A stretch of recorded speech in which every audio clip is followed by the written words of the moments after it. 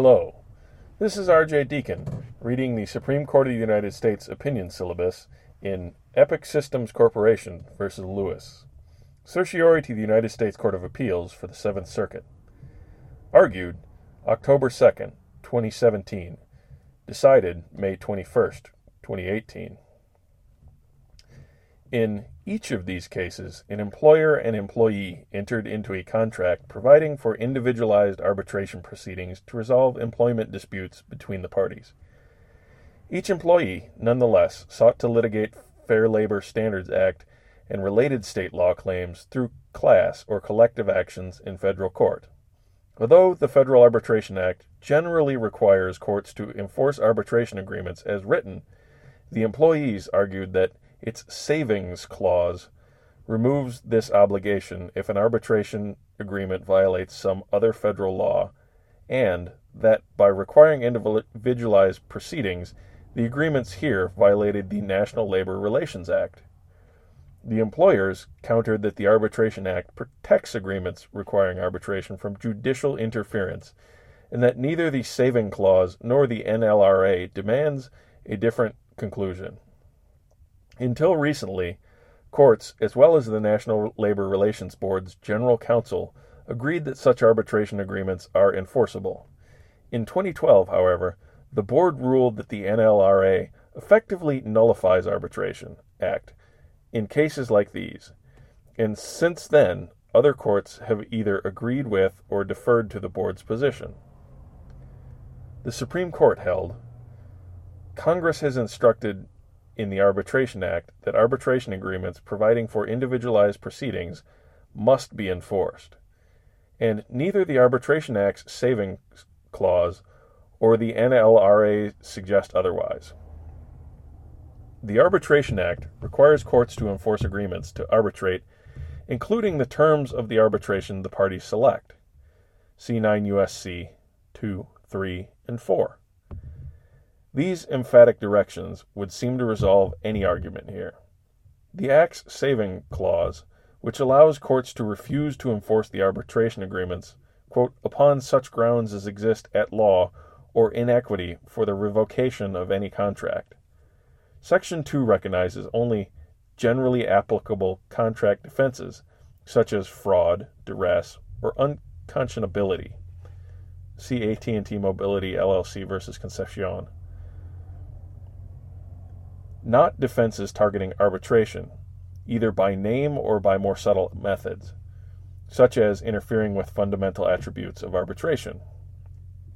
By challenging the agreements precisely because they require individualized arbitration instead of class or collective proceedings, the employees seek to interfere with one of these fundamental attributes. The employees also mistakenly claim that if the Arbitration Act normally requires enforcement of arbitration agreements like theirs, the NLRA overrides that guidance and renders their agreements unlawful yet. When confronted with two acts allegedly touching on the same topic, this court must strive to give effect to both. See Morton v. Monacari. To prevail, the employees must show a clear and manifest congressional intention to displace one act with another. There is a strong presumption that disfavors repeals by implication, and that Congress will specifically address pre-existing law before suspending the law's normal operations in a later statute. See United States v. Fausto. The employees asked the court to infer that class and collective actions are concerted activities protected under Section 7 of the NLRA, which guarantees employees the right to self-organization, to form, join, or assist labor organizations, to bargain collectively, and to engage in other concerted activities for the purpose of collective bargaining or mutual aid or protection. 29 U.S.C. 157.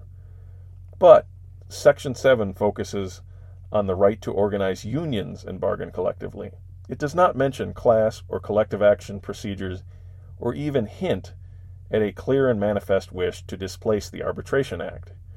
It is unlikely that Congress wished to confer a right to class or collective actions in Section 7, since those procedures were hardly known when the NLRA was adopted in 1935. Because the catch-all term other concerted activities for the purpose of other mutual aid or protection appears at the end of a detailed list of activities, it should be understood to protect the same kinds of things, i.e., things that employees do for themselves in the course of exercising their right to free association in the workplace. The NLRA's structure points to the same conclusion. After speaking of various concerted activities in Section 7, the statute establishes a detailed regulatory regime applicable to each item on the list, but gives no hint about what rules should govern the adjudication of class or collective actions in court or arbitration. Nor is it at all obvious what rules should govern on such essential issues as opt-out and opt-in procedures, notice to class members, and class certification standards. Telling, too, is the fact that Congress has shown that it knows exactly how to specify certain dispute resolution procedures, or to override Arbitration Act.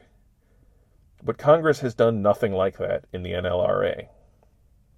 The employees suggest that the NLRA does not discuss class and collective action procedures because it means to confer a right to use existing procedures provided by statute or rule.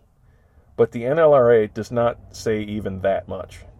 And if employees do take existing rules as they find them, they must take them subject to those rules' inherent limitations, including the principle that parties may depart from them in favor of individualized arbitration. In another contextual clue, employees' underlying causes of action arise not under the NLRA, but under the Fair Labor Standards Act, which permits the sort of collective action the employees wish to pursue here. Yet they do not suggest that the FLSA displaces the Arbitration Act, presumably because the court has held that an identical collective action scheme does not prohibit individualized arbitration proceedings. See Gilmer v. Interstate Johnson Lane Corp. The employees' theory also runs afoul of the rule that Congress does not alter the fundamental details of a regulatory scheme in vague terms or ancillary provisions. See Whitman v. American Trucking Association.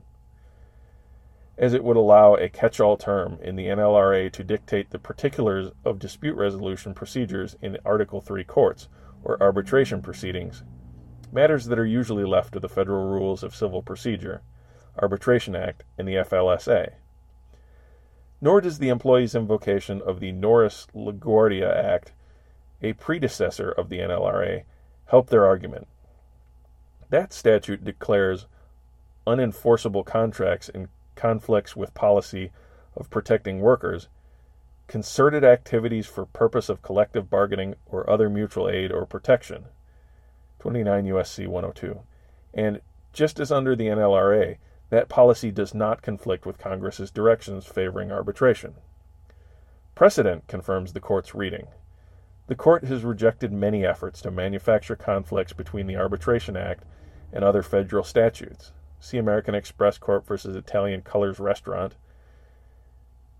And its Section 7 cases have generally involved efforts relating to organizing and collective bargaining in the workplace, not the treatment of class or collective action procedures in court or arbitration. See NLRB versus Washington Aluminum Corporation. Finally, the employees cannot expect deference under Chevron because Chevron's essential premises are missing. The board sought not to interpret just the NLRA, which it administers, but to interpret that statute in a way that limits the work of the Arbitration Act, which the agency does not administer. The board and the Solicitor General also dispute the NLRA's meaning, articulating no single position on which the executive branch might be held accountable to the people. And after employing traditional tools of statutory construction, including the canon against reading conflicts into statutes, there is no unresolved ambiguity for the board to address. The decision is reversed and remanded in one case and affirmed in a separate case, affirmed in 16-307 and reversed and remanded in 16-300. Justice Gorsuch delivered the opinion for the court, in which Chief Justice Roberts and Justices Kennedy, Thomas, and Alito joined. Justice Thomas filed a concurring opinion. Justice Ginsburg filed a dissenting opinion, in which Justices Breyer, Sotomayor, and Kagan joined. Thank you for listening.